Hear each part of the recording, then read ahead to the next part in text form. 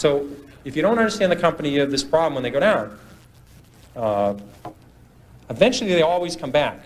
This one doesn't work either. People think RCA just about get back to its 1929 high when General Electric took it over.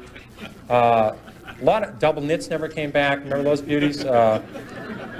Floppy disks, Western Union. The list goes on and on. People saying it'll come back. Well, it doesn't have to come back. Here's another one you hear all the time. It's $3. How much can I lose? I've had people call me up saying, I'm thinking of buying the stock at 3. How much can I lose? Well, again, you may need a piece of paper for this, but if you put if you put $20,000 in a stock at 50, or your neighbor put $20,000 at 50 into the stock, and you put $20,000 in at 3, and it goes to 0, you lose exactly the same amount of money, everything. And people say it's 3. How much can I lose? Well, if you put $1 million on it, you can lose $1 million. Just the fact that stock, this may be a reason to research a stock. The fact that stock is 3 down from 100 doesn't mean you should buy it.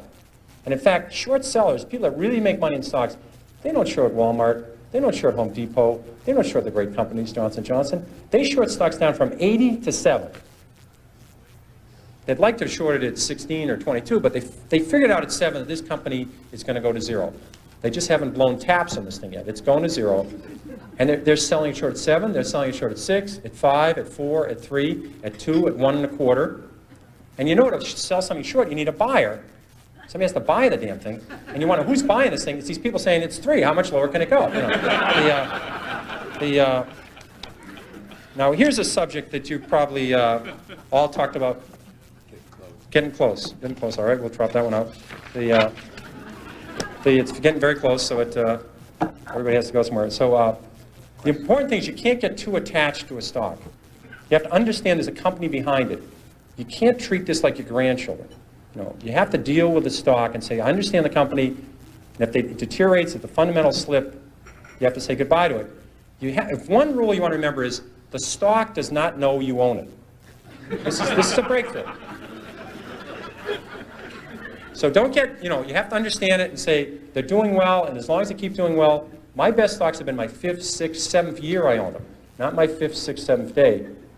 So you have to understand that and stay with it. And then I'll switch through to my long shots. Avoid long shots. I bought about 30 long shots in my life. I've never broken even on one. The ones that are really bad are what are called whisper stocks. And if Arthur Levitt was here, he'd appreciate these stories. But these are the kinds that somebody calls you up and say, hi, Peter, how's Carolyn, how are the kids? And I'd like to talk to you about international blivet. And what they have in this company is very good about the earnings. Earnings going to be very, they're going to be big, small. $3, $1 share. And they keep whispering, and they say, what are you talking about? I don't understand it. And these are, now, either they're so surrounded by people that are going to run out and buy this stock because it's so exciting, or they think the SEC is listening in, they'll get a shorter term, they'll get 6 months in the camp rather than 2 years in the camp. But whisper stocks don't work. And then I want to conclude with there's always something to worry about. If you own stocks, there's always something to worry about. You can't get away from it. What happens in the 50s, people were worried about the only reason we got out of the Depression was World War II. We got another recession. In the early 50s, they said we're going to go right back into a depression. People worried about a depression in the 50s, and they worried about nuclear war. I mean, back then, the little warheads they had then, they couldn't blow up McLean, West Virginia, or McLean, Virginia, or Charlestown. Now, all these countries that end in STAN, there's 9 of these STAN countries that have come out of Russia. They all have enough warheads to blow the world up, and no one worries about it. When I was a kid, people were building fallout shelters, and we used to have this civil defense drill. Remember this one in high school? You get under your desk. I never thought even then that was a particularly good thing to do. They'd blow us, somebody put a hat, we'd all get under our desk. But in the 50s, people wouldn't buy stocks, except for the 80s. The 50s was the best decade, the century of the stock market. And people wouldn't buy stocks in the 50s because they're worried about nuclear war and they're worried about depression. Then people, remember when oil went from 4 to 40 and it was going to go to 100 and we're going to have a depression? Remember that one? Well, about 3 years later, the same experts, now higher paid, oil's now at 10, and they said it was going to go to 4, and we're going to have a depression. And then the Japanese, remember how the Japanese were going to own the world? Remember that one? And that we're going to have a depression?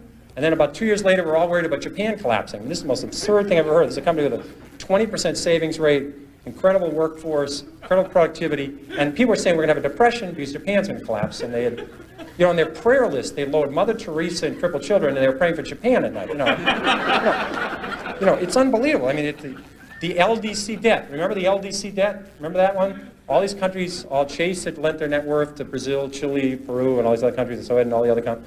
And LD said they were not going to pay it back, and we're going to have a depression. It always ends, and we're going to have a depression, or the Great Depression. We're going to have the Great Depression. I never could quite understand that adjective in front of depression, but the Great Depression, or the big one's coming.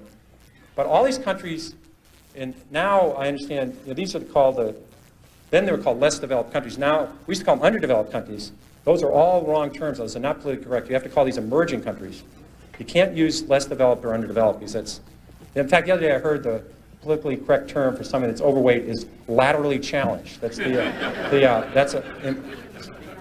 so there's always something to worry about, and the key organ in your body in the stock market is your stomach. It's not the brain.